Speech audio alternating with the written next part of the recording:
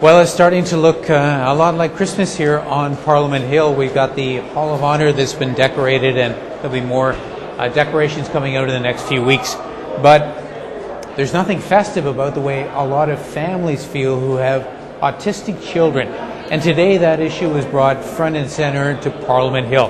There was a rally, a demonstration outside by parents of children with autism, and they're trying to send a message to the government and to members of Parliament to support a legislative initiative now before the House that actually would help all of these families with very, very expensive treatment.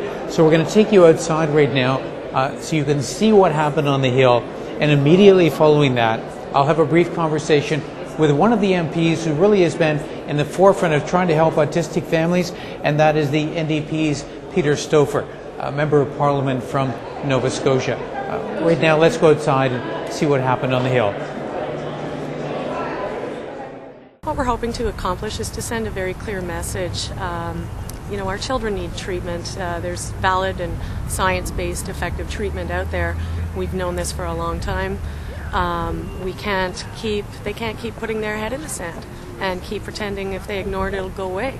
There's more children all the time diagnosed with autism. The CDC estimates it now at 1 in 166 children.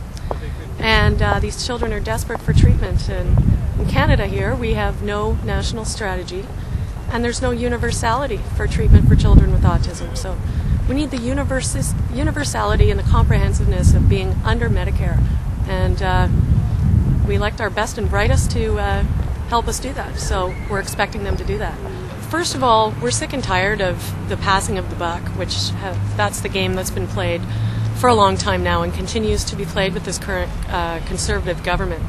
And their party line that we keep hearing over and over is it's a provincial issue. And the provinces say, well, we need a federal strategy. And the feds say, well, it's a provincial issue. We heard it again from Tony Clement yesterday in that useless speech, useless for our children. And tell someone who is that gullible to believe you. This is not divine scripture, the Canada Health Act. Senator Jim Munson just pretty much said as much today in the rally. This is a matter of political will. And this is not a right or left issue, it's right or wrong. And our kids need treatment, and they need it now. These are Canadian citizens who don't have their own voice. We're here to speak for them.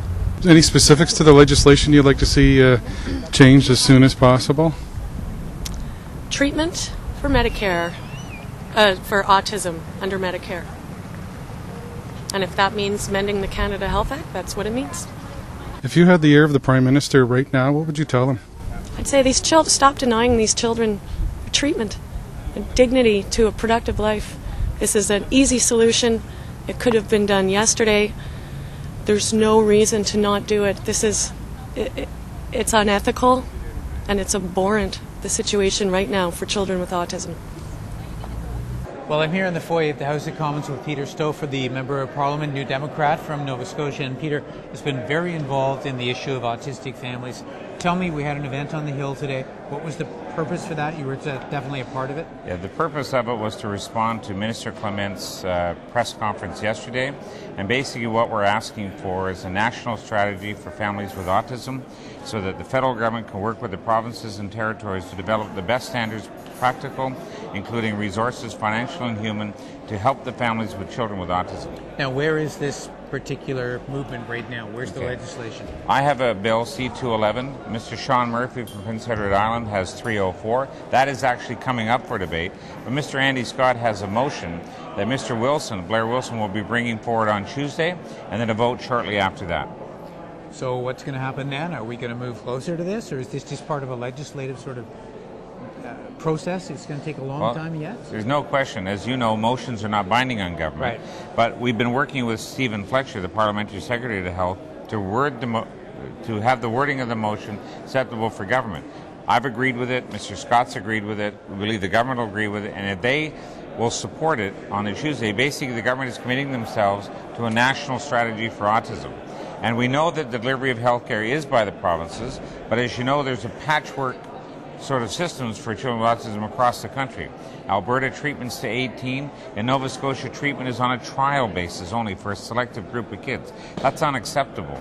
We have the fiscal capacity to do it, and as we've said over and over again, this is an investment in children, and in the long run we save a tremendous amount of money for not only the families but for the country as well. All right, so in an ideal world, if this gets passed, yes, what can parents expect? What they would expect is to be able to get treatment, scientific-based treatment for their children without having to pay for it themselves. And give us a sense of the costs that are involved, that parents are facing now. You're looking at anywhere... It's stunning, right? Yeah. Depending on the level of degree of the child, either Asperger's syndrome or full-out autism, if they're vocally challenged or their flight risk, it can be anywhere from $25,000 a year to $60,000 a year. And if you do nothing, the cost to society is even greater in the long run. Most children are diagnosed at the age of 2, and if you can get them early, it's like we wear the puzzle pin. Their minds are like a puzzle, and if we can formulate and put the pieces together, they can lead very active, productive, and independent lives. Now, Peter, are you hopeful that this is all going to go through the process, or you think we're actually going to get somewhere with this particular suite of motions that are now there? You've got to keep hoping, sometimes against hope, but you got to let these parents know that you're there to help them. And I remind Mr. Clement, he only won his seat by 29 votes the last time.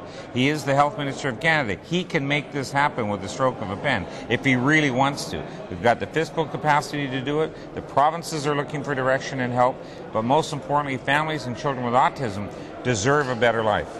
Last question, Peter. Is there anything that our viewers can do? Is there anything that parents can do right now to support this? Are there messages they can send, emails, or what should they be doing in the next few days? What they can be doing is contacting their MP, ask them to support the motion, and demand that the Government of Canada include autism under the Health Care Act. All right, Peter Stouffer, NDP, good luck, man. I think it's worthwhile work. All the very best, and my very best to you as well. You're very welcome. Well, as Peter said, the vote is coming up here in the House of Commons next week on Tuesday. I'm one of those members of Parliament who will be voting in support of this move. I think it's completely worthwhile. But there are many MPs who aren't quite sure whether this is something they should support or not. If you agree, as Peter said, and as I would reinforce, make sure your voice is heard. If you know what your Member of Parliament's email address is, please do it. If not, you can find that pretty easily from the website of the House of Commons. Or you can simply send a message to me at garth.ca, and I will make sure that it's forwarded immediately to the Member of Parliament in your area. It's one of those issues that I think is truly worthy of support, and certainly at this time of year we need to send our hearts out to all of those families who are dealing with what is a very difficult disease, a terrible situation, and they, I believe, deserve our support. Hopefully they're going to get it.